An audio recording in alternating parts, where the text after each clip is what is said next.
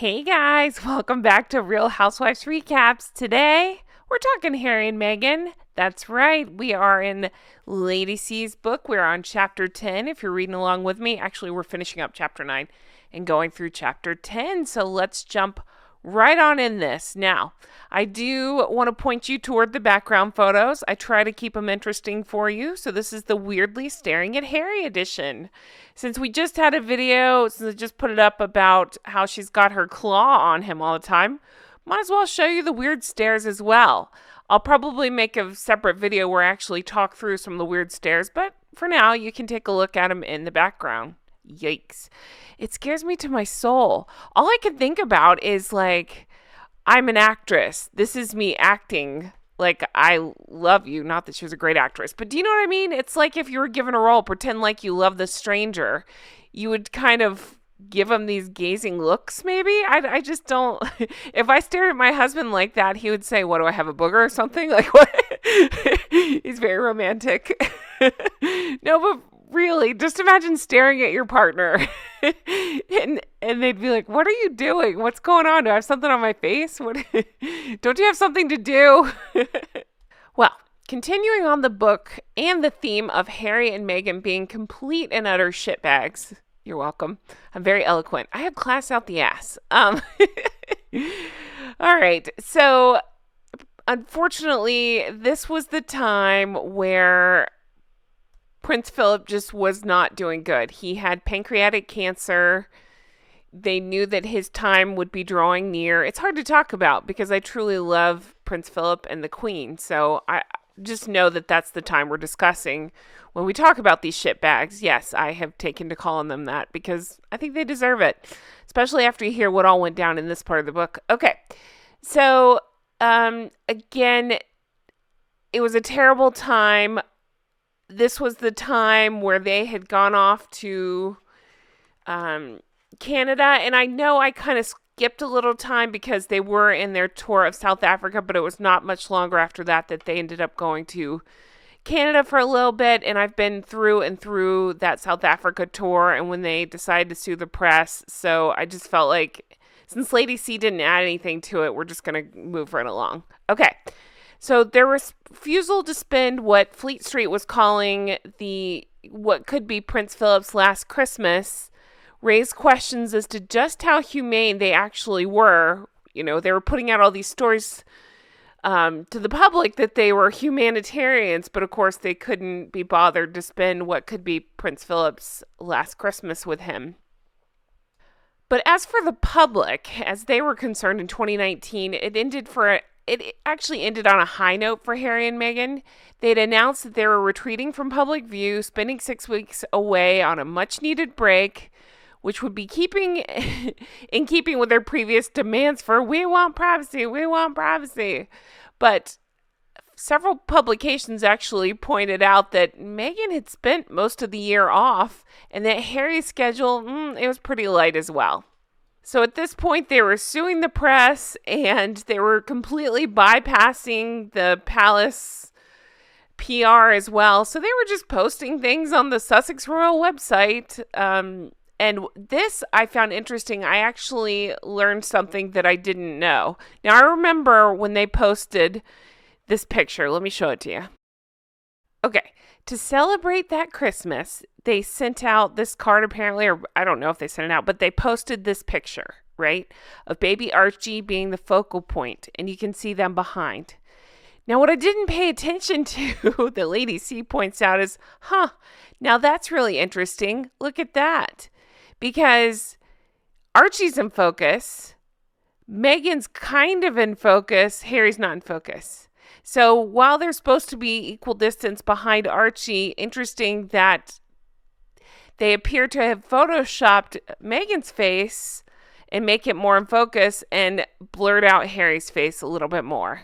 And the reason this is funny and the reason Lady C is bringing this up is it just points to how Meghan has to micromanage everything and is constantly making these missteps like this. Okay, back to the weird gazing pictures. So, Lady C goes on to explain, she kind of digresses for a minute and talks about the difference there's about a billion differences between Catherine and Meghan, and why Meghan would not want to live in her shadow because Catherine is amazing. Meghan sucks. She doesn't say that. But this was interesting. Lady C goes into how Pippa actually used to date this guy named Billy. I just don't know much about Pippa, so you probably already know this. I don't know. I really don't know much about Pippa, but she apparently used to go out with this guy named Billy, is it Nisbet? I hope that's how you say it. And his parents are Alan and, is it Petrea? And they are good friends of Lady C. So she had the benefit of being around both Pippa and Catherine quite a bit, it sounds like, and hearing stories about them. So Lady C explains that Catherine is sweet and traditional, but she's very highly intelligent with strong character. She does not function at a fever pitch of hyper-enthusiasm like Meghan, nor is she dominating personality, but still waters run deep. I love that. That's exactly, I think, how a lot of us have discussed her. So I just love when you hear stories like that of somebody you truly admire, and, you know, you see them and then you hear these stories backing up that, wow, they really are, you know, wonderful people, it sounds like. So then she goes into Meghan. Meghan plays a variety of roles of Harry, which this is so perfect because it matches the background I'm showing you here. Listen to this. Okay, this is on page 291 if you're reading along with me. Quote, on the one hand, she's ultimate authority on all topics. She's the driving force in their union. But he happily heads in the direction she leads. She's a mixture of the little woman, big mama, leader, a faithful follower, siren, and nanny. Unlike Catherine, she vents furiously, casting herself in the role of victim when she faces opposition of any sort. Then she switches to her spike-wielding chariot toward the opposition when that works more effectively. Because Harry is less stable, less intelligent, more emotional, and more immature than William, Meghan has him coming and going as she panders to the alpha male, the little boy, the spoiled brat, the wounded and vulnerable man-child who is still working through childhood issues. I put a big fat star by that paragraph because I thought it was so well said in everything we've seen. And if you don't believe me, look at these pictures. It is so weird. I feel like a lot of this gazing is like a parent gazing at a child. It's not like a sexual thing, like I want to rip your clothes off. It's like, aw, look, Harry made a sentence, you know? It's so weird. It's so weird. But also, I put it in the same category as the hand-holding thing in the claw, where it's like, she thinks she's selling this narrative of, look how in sync we are, look how in love we are, look at us as a couple, everybody wants to be us, you know, all that bullcrap.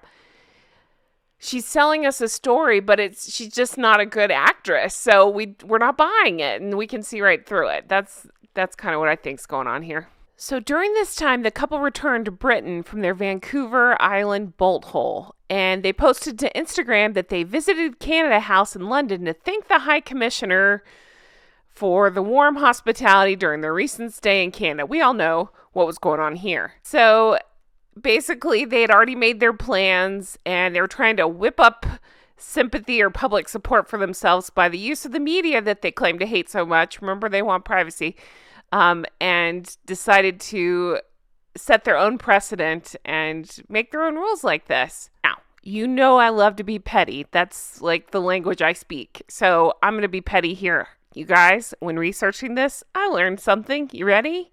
Shabam! I'm guessing Maggie Poo was nervous about this meeting or something because yikes.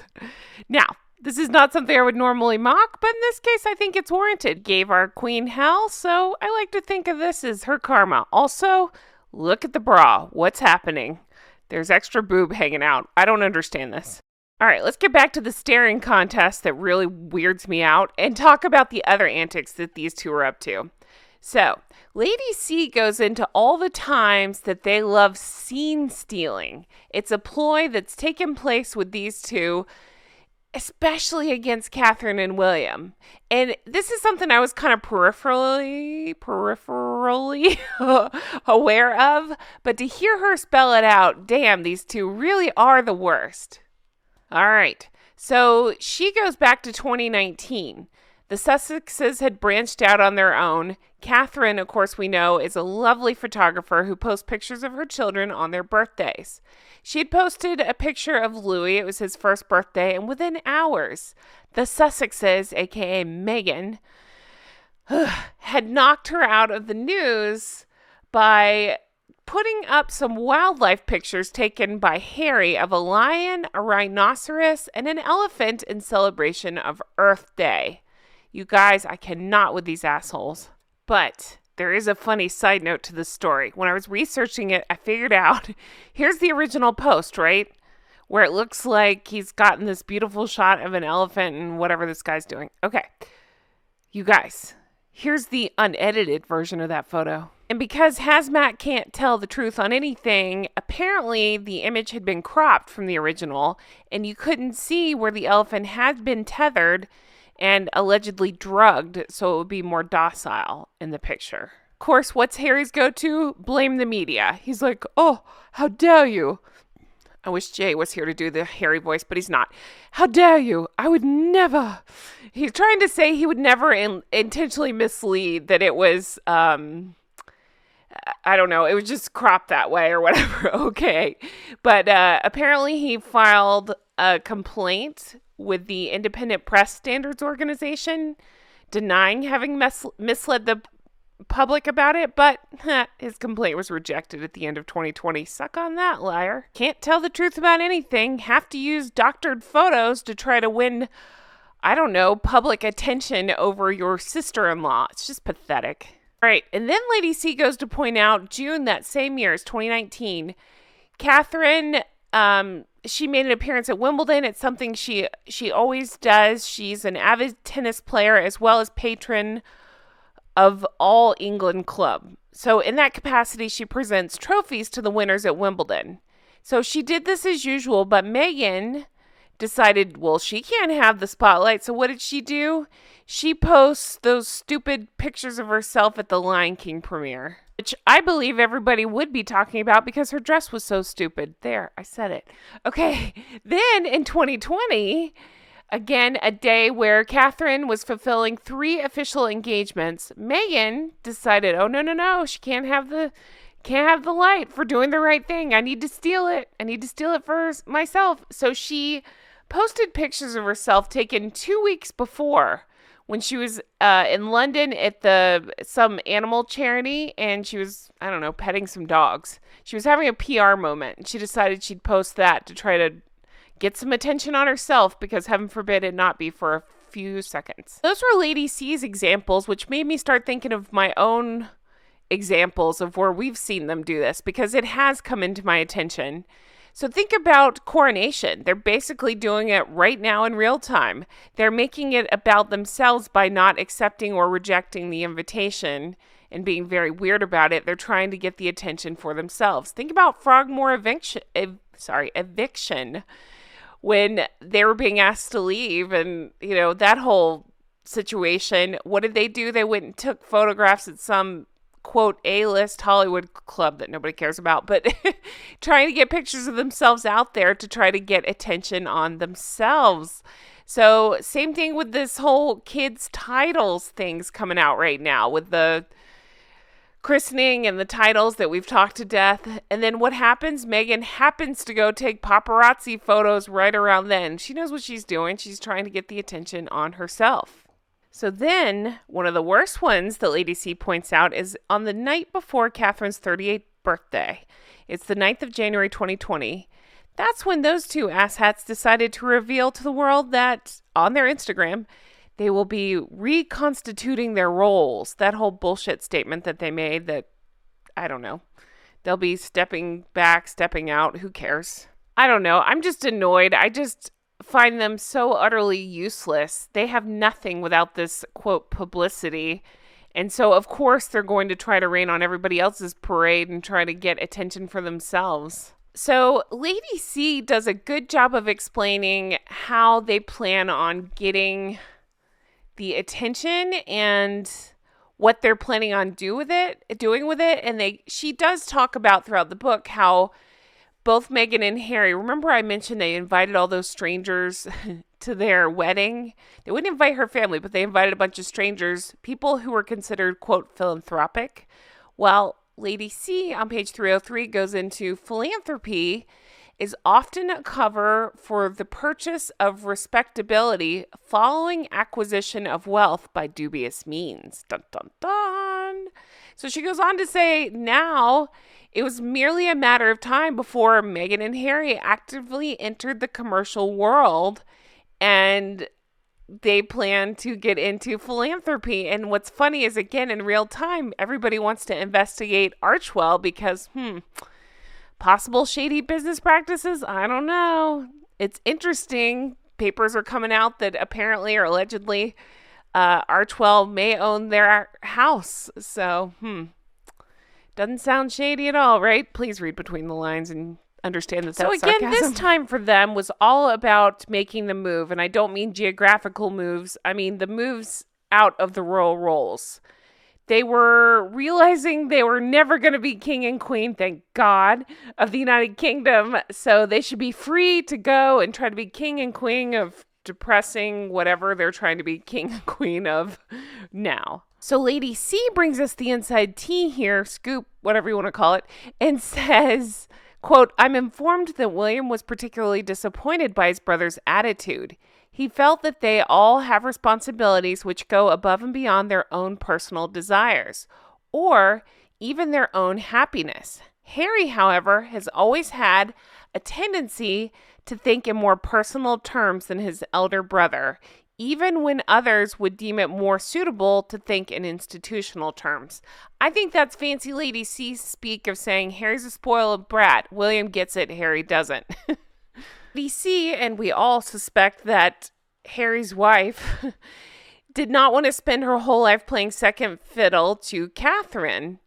And he didn't enjoy being in William's shadow, and that's what motivated them to make this move. It's all about them. Now, she does speculate, had he end up with one of his exes, like Cressida or somebody like that, then he would have fallen into line in royal life and been much happier. But he's too stupid. He picked the wrong one, and here we are. So to quote Lady C, quote, they were all fully aware Happy would have been perfectly happy to remain as a working member of the royal family, involved with his charities and maintaining his military links, had he not married a woman who wanted to capitalize upon his royal status and strike out on her own with him. You know, I'm gonna digress for a minute. You know what keeps striking me as I go through these pictures, and I'm not even talking about the ones on your screen here. I'm just talking about as I've been putting together these collages, montages lately.